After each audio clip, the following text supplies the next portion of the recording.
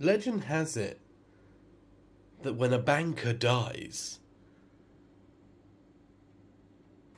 his soul doesn't leave his body or anything like that. That he just explodes into money. And that's what's happened here. I have murdered a banker. And his body exploded. And this is what was left of him. You know, I was having a conversation with someone the other day, discussing the fact that I'm too deadpan. And it's the second time I've had this conversation with somebody who also said I was too deadpan. Which is really weird, because I never thought I was that deadpan. Am I that deadpan? What do you think? Anyway, here we have, believe it or not, this is sorted to the best of my illness-riddled mind's ability, is 10 kilograms of world money. When I say world money, that's money from all around the world, the majority of which is demonetized or decommissioned money. And this is sort of phase one of how I sort everything. This is the first time I've done it with this much money. This much money was a gift from my mother for Christmas. It's like the first time in years that when you know, when she said, you know, can I get you anything for Christmas, that I actually had a definitive idea. When I thought, well, I've been collecting coins recently. How about a big load of coins? So the way I'm doing things right now is that I just have them all out like this, and I try and stack them up. If there's some that I see that match, or as you can see, there's quite a few matched, and I stack them all up, and then I will start to bag them off in little bags like this, one by one, and then they go into here. And those, as explained in a previous video, those letters are not exactly the country, but it specifies the issuer, I guess. You know, like how you get sometimes you get like collectives that will produce for several countries, and that would be thrown into the alphabetical order as well. Yes, I mean, as you can see, there's been quite a few. I think these are French, these ones. I've got French money coming out of the wazoo. More than English money, which is quite interesting. The funny thing is, when people order world money, especially on places like eBay, you see complaints that that there's a lot of one kind of money. In this instance, you know, you can see all of these didn't stack up, but all of those did. But I'm quite lenient towards that sort of thing, because I think, like, right, well, first of all, how did all this money get mixed together? You know, what bulks get mixed together? And if half the time it's all just shoveled up together, it's all pot luck and random chance, you know, and to sift through it all individually to make sure all the money is separated, you're kind of defeating the object of just a big pile of, you know, of disused coins. That to me would just be a fool's job.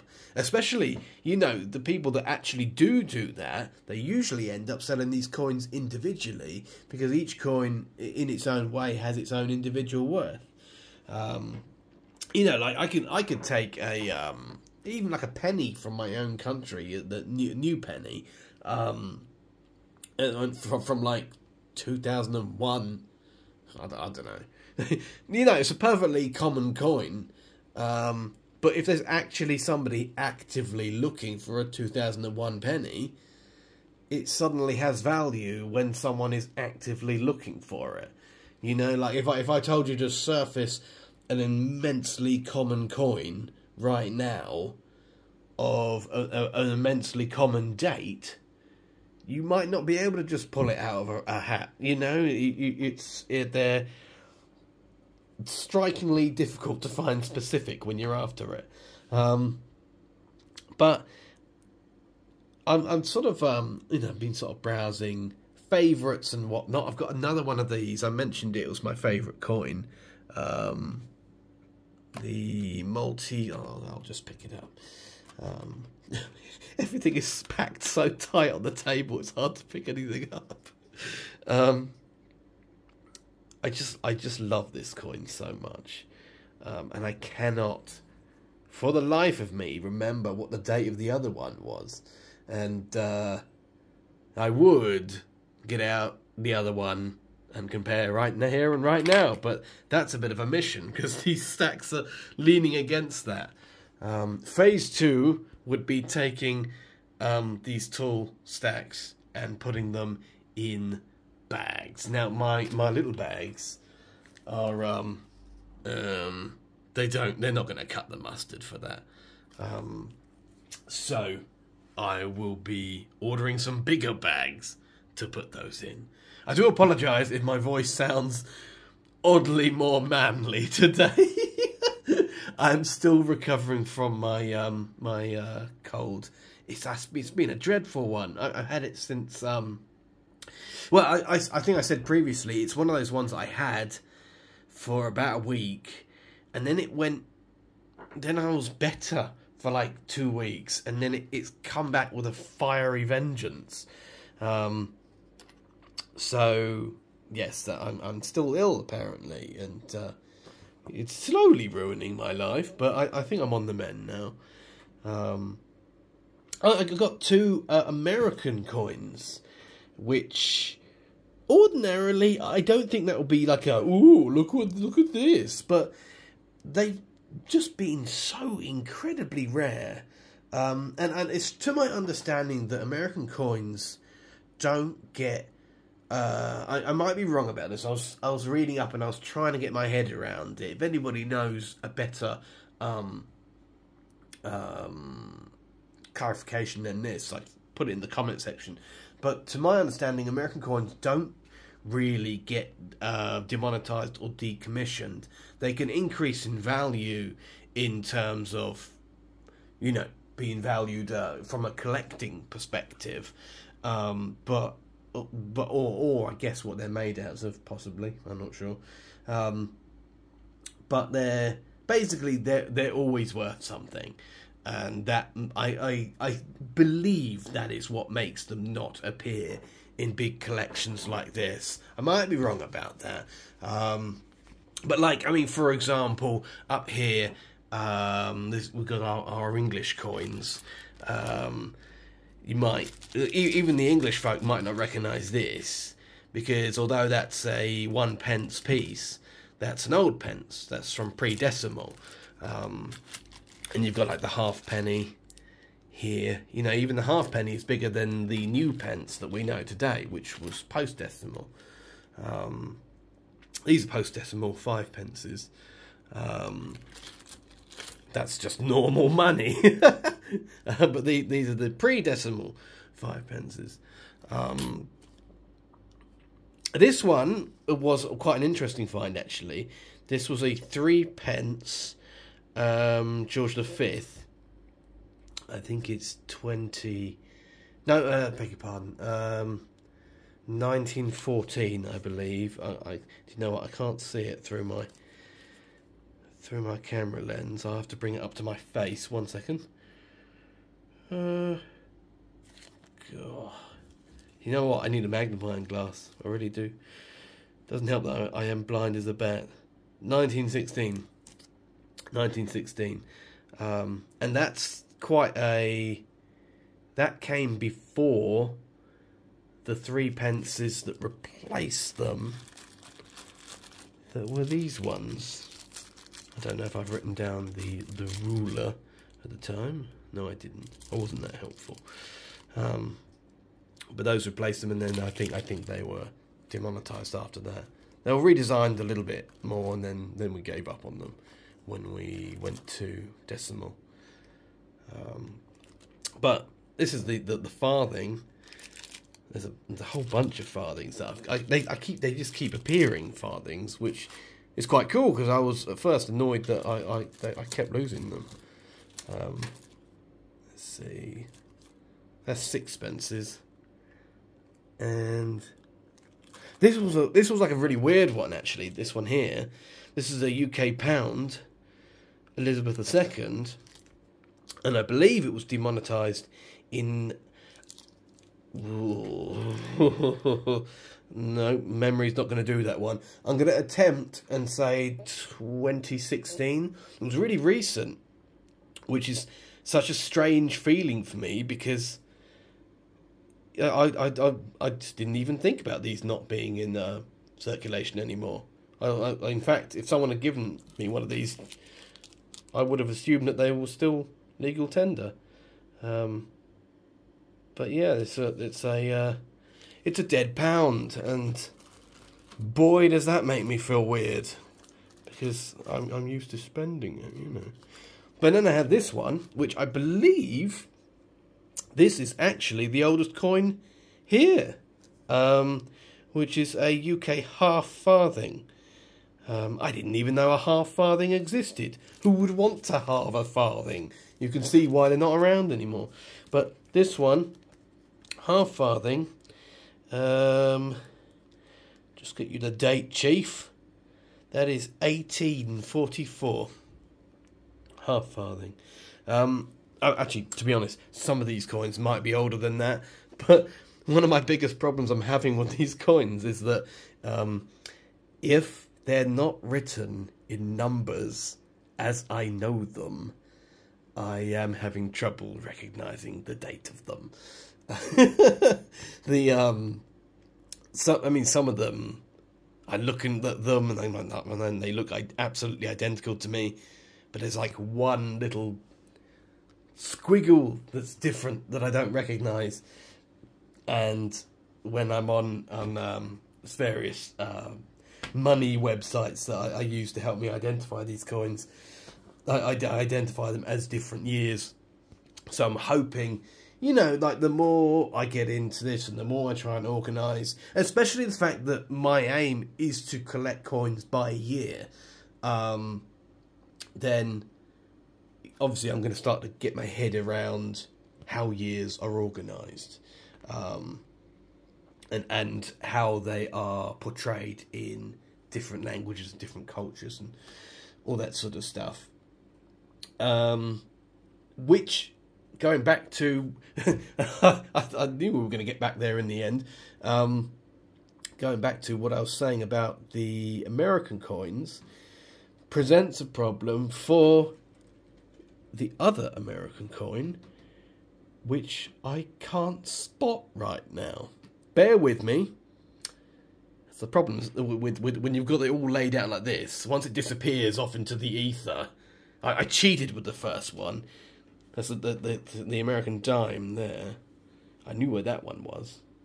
I just realised I haven't actually showed you that yet. I do apologise. It might be the delirium. And this must be weird for any Americans watching this, because to you, this is probably just like, oh, look, it's one of those. You know, like, but to me, I'm like, it's an American dime. You know, I've never held American money before. But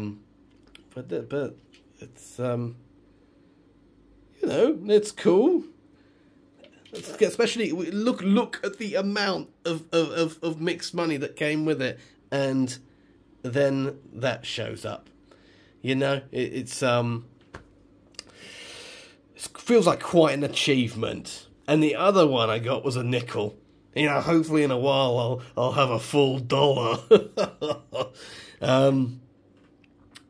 That's the sort of deadpan thing I was talking about, by the way. I made that joke to like 2 people, and both of them came back at me, and both of them were like, well, no, that nickel you've got is probably worth more than $1, to be honest with you. And I'm like, well, yes. That was the joke, because the nickel is this one, the Buffalo nickel. Oh, pick it up. Oh, there we go. Alright, so the Buffalo nickel.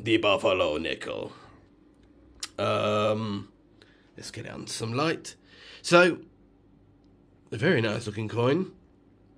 I was concerned that it had been worn a bit bald, as a lot of these coins do get worn a bit bald.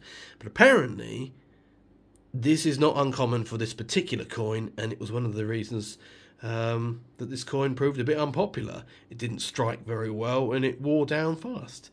On the back, I'm going to make a guess here, because I believe I did cross an article talking about some kind of controversy with Native Americans, so that might also contribute towards its unpopularity. I mean, I'm completely outside the country. I think it's a very nice coin.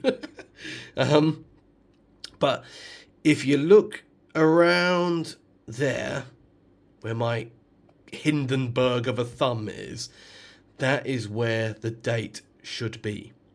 But because it's been worn down, we don't know when it is, this coin, which is a shame.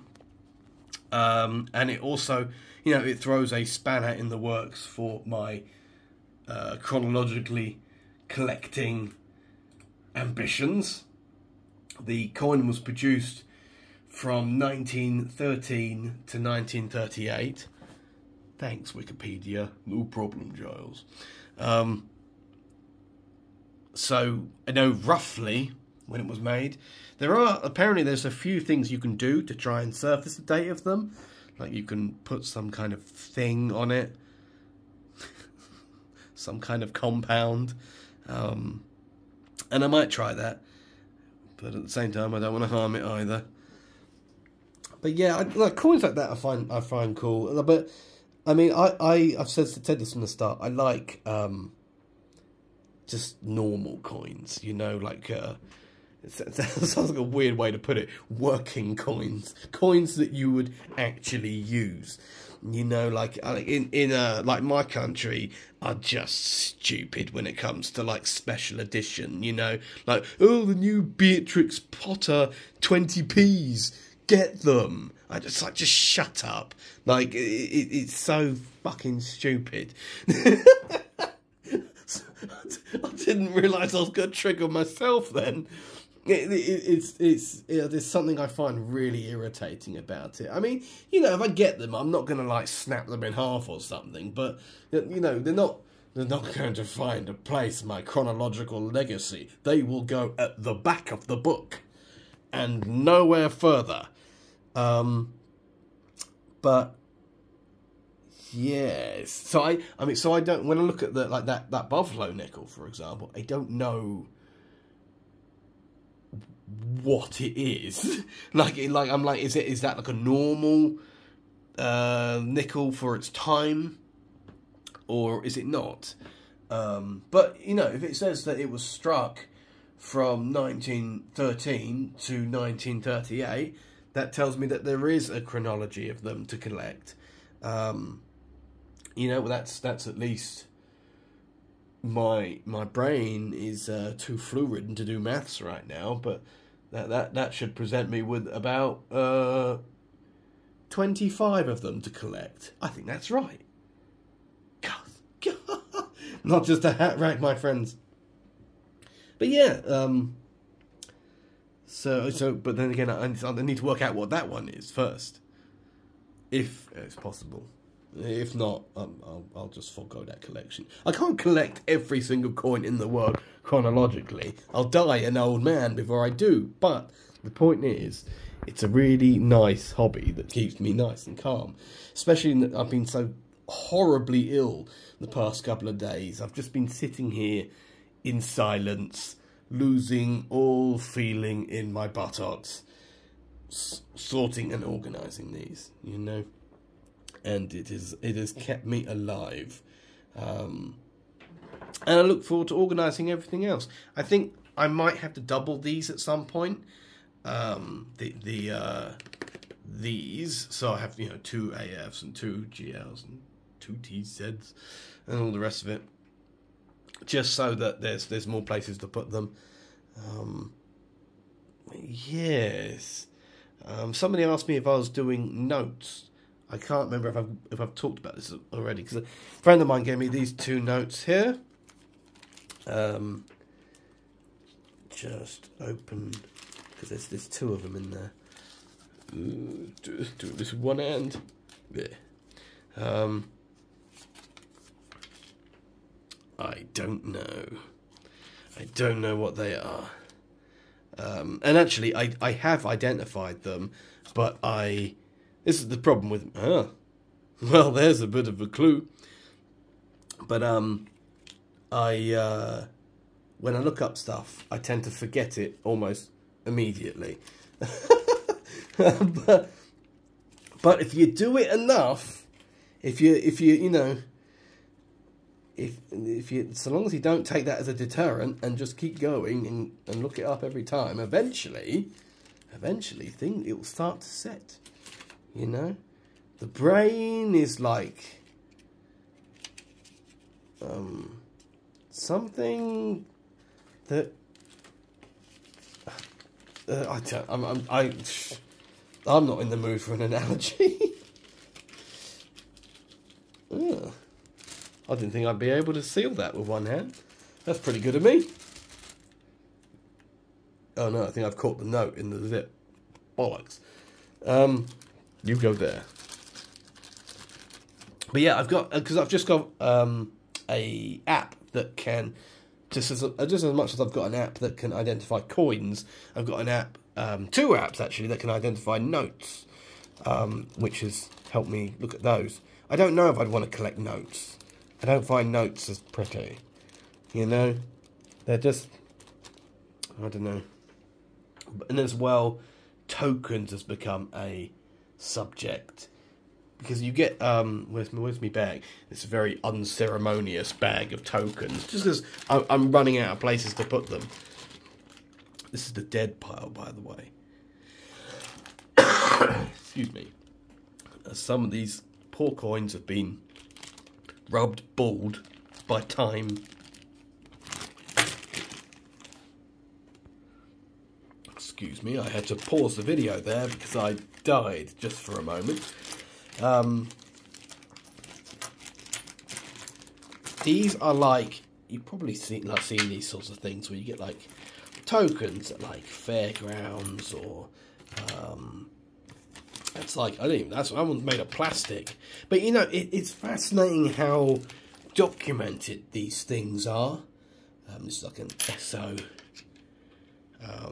It's fascinating how documented these are, because, I mean, one of the things, I don't know if I can just find it straight off the bat.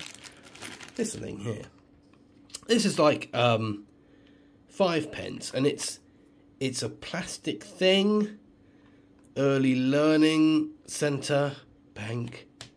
That's plastic. It's just a toy penny, but that's documented online. You know, you can just look it up, and that sort of thing fascinates me as well, because it's just sort of like, so there's just like, I don't know who does it. I don't know where they are across the world, but real money, fake money, toy money, things that look vaguely like money. It all goes, like, look, if you look at that, what even is that? But I looked it up and I found it. Random L4 token.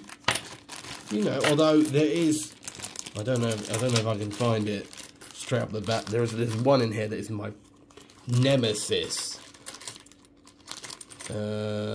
This one. All of you back in the bag. Now, this one is a complete prick.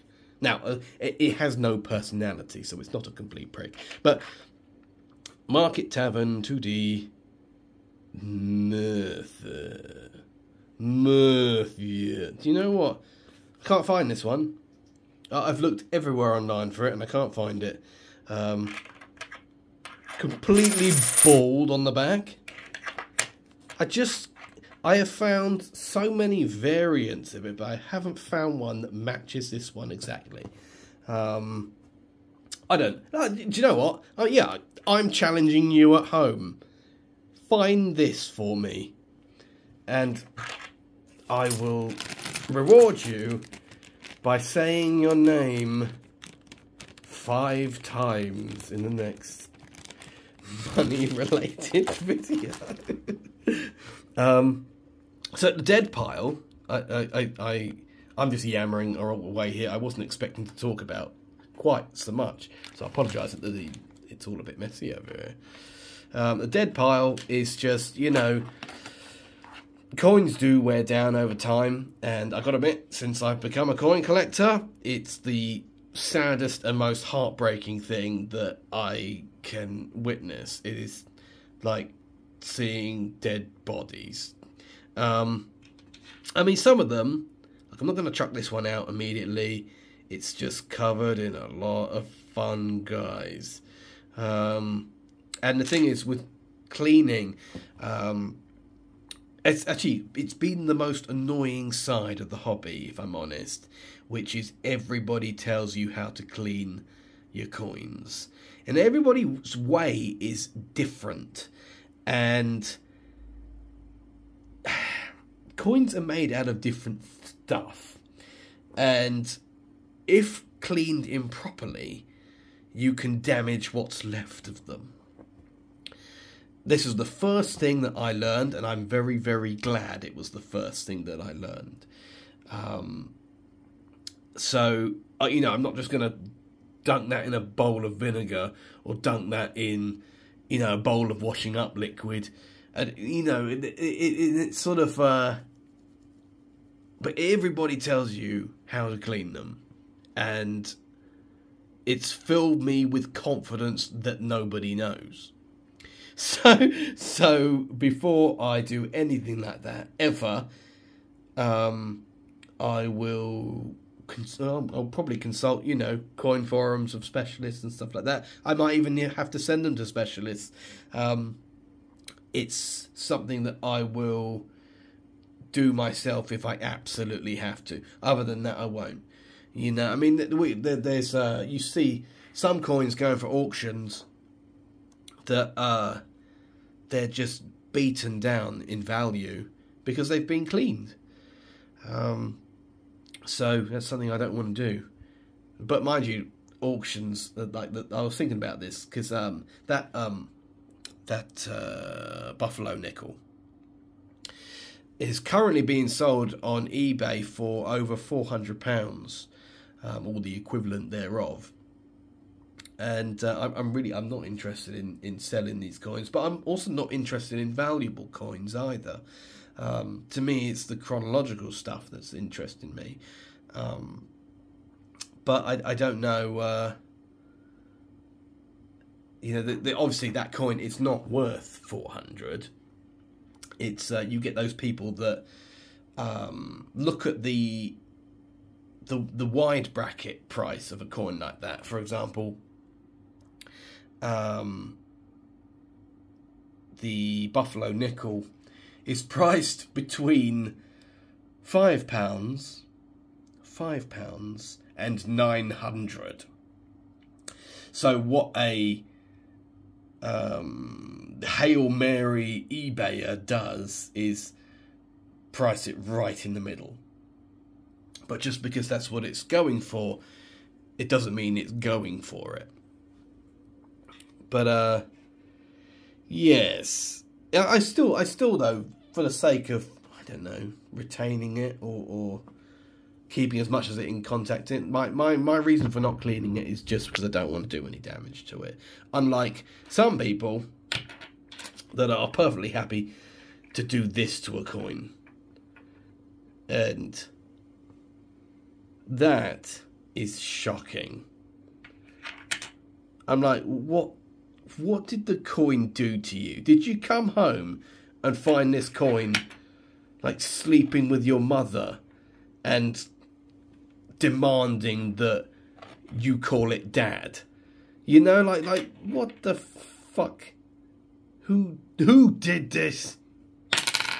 And if that's not problem enough, you've got problem B, just people drilling bloody holes in them to make necklaces. Look at that. Look at that. These are coins. They're going to be old someday, and they're getting older by the moment. And someone just draws a hole in it. That's the end of your legacy, mate. Part of you done. But at least I look like a super hippie. Frank biscuits. There's a lot of this one's got the worst of both worlds. It's had a hole drilled in it and it's been rubbed bald. Look at that one. There's almost nothing there. Can't even recognise it. It's a tough old world we live in. But this is why I've kept like a little pile of them. Like I'm like, I don't want to throw them away. I don't want. Actually, what's this one doing here? That's just a normal coin, isn't it? That's a halfpenny. There's nothing wrong with it. Why did I put it in the dead part? There's another halfpenny there. Am I just... Oh, actually, this one looks like it's been through a mechanical giant's bum.